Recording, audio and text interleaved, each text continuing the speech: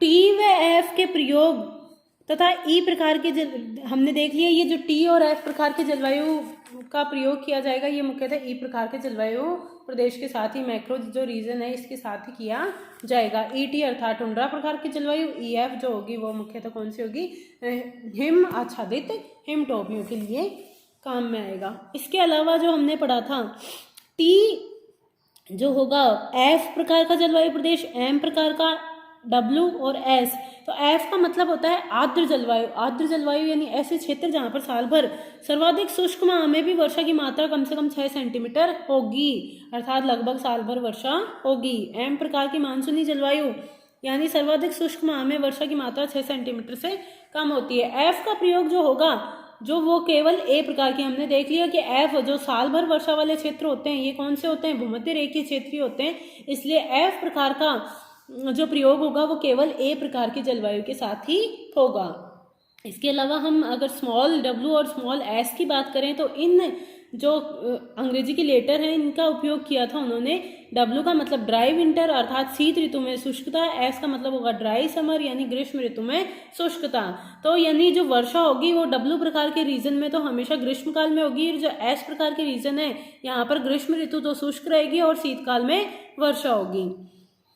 तापमान की अन्य विशेषताओं के आधार पर कोपेन ने जलवायु खंडों को पुनः उपविभागों में बांटा था, जिसके लिए कई अक्षर जैसे तापमान के आधार पर उन्होंने ए बी जो स्मॉल है ए बी सी डी शब्दों का प्रयोग किया था। तो ए का मतलब होता है अत्यधिक गर्म ग्रीष्म ऋतु, यानी ग्रीष्म ऋतु में जो टेम्परेचर होंगे वो बहुत ज़्यादा बढ़ जाएंगे। ये बहुत ही छोटे रीजन के साथ हम यूज में लेते हैं।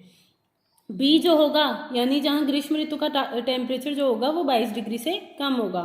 सी होगा कौन सा, शीतल, यानी 1 से 3 महीने का औसत तापमान 10 डिग्री सेंटीग्रेड या उससे अधिक होगा। ए बी सी का प्रयोग सी व डी जलवायु के साथ ही किया जाता है। जो डी होगी अत्यधिक सर्द ऋतु होगी जिसका प्रयोग केवल शीत जलवायु के साथ ही किया जाएगा। इसके अलावा एच और के, एच यानी गर्म, के यानी शुष्क व शीत प्रधान जलवायु जिसका प्रयोग हमने मुख्यतः किसके साथ किया था, बी प्रकार के जलवायु प्रदेशों के साथ ही किया था।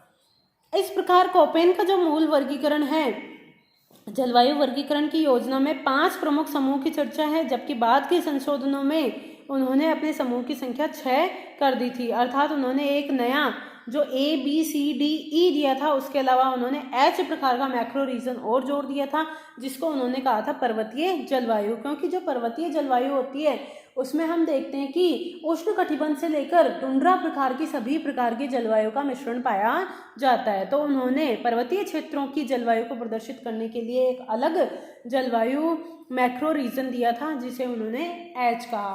तो एक बार हम फिर से अगर इसका अध्ययन करते हैं तो मुख्यतः जो कोपेन का जलवायु वर्गीकरण है इसकी बात की जाए तो सबसे पहले हम बात करेंगे कि 5 मैक्रो रीजन में उन्होंने बांटा था।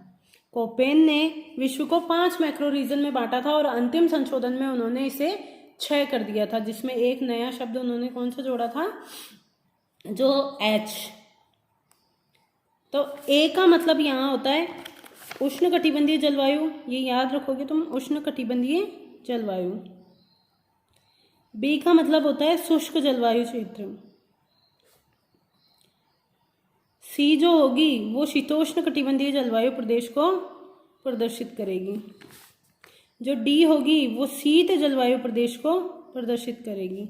जो ई होगा वो टुंड्रा क्षेत्र को या अत्यधिक शीत प्रदेश को व्यक्त करेगा। जो एच होगा वो पर्वतीय जलवायु को प्रदर्शित करेगा।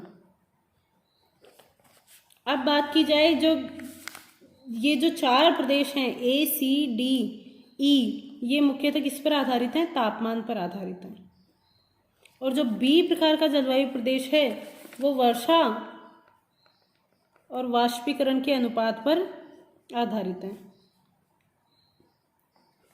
वाष्पीकरण के अनुपात पर आधारित है अर्थात आर्द्रता के आधार पर। इसका वर्गीकरण किसके, आर्द्रता या शुष्कता के आधार पर किया गया है। तो सबसे पहले हम बी जो उन्होंने अलग क्लाइमेट रीजन था इसका अध्ययन करते हैं, जो शुष्क है। इसके साथ उन्होंने कैपिटल 2 लेटर का यूज किया था, एस और डब्ल्यू। तो एस जो होगा वो किसको प्रदर्शित करेगा, अर्ध शुष्क क्षेत्रों को प्रदर्शित करेगा। यानी बी जो शुष्क जलवायु प्रदेश क्षेत्र है ये 2 भागों में बांटे गए हैं, अर्ध शुष्क और मरुस्थलीय क्षेत्र में। अब ये मरुस्थलीय क्षेत्र, ये जो अर्धशुष्क क्षेत्र हैं, ये अगर गर्म क्षेत्रों में अर्थात उष्ण कटिबंध में स्थित है तो उसके लिए उन्होंने स्मॉल के शब्द का यूज किया था। और अगर ये अर्धशुष्क क्षेत्र किसमें है, उष्ण कटिबंध में स्थित है, तो उनके लिए उन्होंने गर्म क्षेत्र या एच का यूज किया था। और अगर ये किसमें है, शीतोष्ण कटिबंध में स्थित है, तो उसके लिए उन्होंने के शब्द का यूज किया था। एच मतलब हॉट, के यानी कोल्ड, यानी ये ठंडे प्रदेशों में, शीतोष्ण कटिबंध में अर्धशुष्क क्षेत्र, ये उष्ण कटिबंध के अर्धशुष्क क्षेत्र। ऐसे ही मरुस्थलीय क्षेत्र को भी उन्होंने, मरुस्थलीय क्षेत्र अगर शीतोष्ण कटिबंध में स्थित है तो उनको के, और अगर उष्ण कटिबंध में स्थित है तो उनको एच मरुस्थलीय प्रदेश। तो इस प्रकार से उन्होंने जो बी क्लाइमेट रीजन था इसको 4 भागों में बांटा था। B S H, B S K, B W H, B W K. तो अब अगर इनकी बात की जाए तो इसका अध्ययन किया जाए तो शुष्क, अर्धशुष्क, ऐसे अर्धशुष्क प्रदेश जो किसमें है, उष्ण कटिबंध में स्थित है। तो उष्ण कटिबंध में अर्धशुष्क क्षेत्र को सवाना तुल्य जलवायु क्षेत्र कहा जाता है, और शीतोष्ण कटिबंध में स्थित इसको स्टेपी तुल्य जलवायु क्षेत्र कहा जाता है। और ये कैसे हैं, डब्ल्यू यानी मरुस्थलीय क्षेत्र को प्रदर्शित करते हैं जो किसमें स्थित है, उष्ण कटिबंध में अर्थात गर्म मरुस्थलीय प्रदेश, गर्म मरुस्थलीय जलवायु। और ये के अर्थात किसमें है, शीतोष्ण कटिबंध में स्थित है, अर्थात ये क्या होंगे, ठंडे मरुस्थलीय क्षेत्र को, ठंडे मरुस्थलीय जलवायु को प्रदर्शित करेगी। तो ये तो हो गया बी क्लाइमेट रीजन का वर्गीकरण। इसके अलावा अगर बात की जाए फिर ए सी डी ई, तो इन्होंने इसको इन मैक्रो रीजन को बांटने के लिए जो आर्द्रता के आधार पर 4 शब्दों का यूज किया था, जिसमें 4 शब्दों में सबसे पहले एफ शब्द का यूज किया। ये आर्द्रता पर आधारित है, यानी औसत वार्षिक वर्षा के आधार पर उन्होंने ए सी डी ई जो क्लाइमेट रीजन है, उन्होंने उन्हें वर्षा की मात्रा के आधार पर या किस ऋतु में वर्षा होती है उसके आधार पर 4 भागों में बांटा था। वर्षा का प्रकार किस प्रकार का है, तो एफ यानी ऐसे क्षेत्र जहाँ पर साल भर वर्षा होती है, एम यानी मानसूनी वर्षा वाले क्षेत्र, एस यानी जो ड्राई समर यानी ग्रीष्मकाल क्या होगी, शुष्क,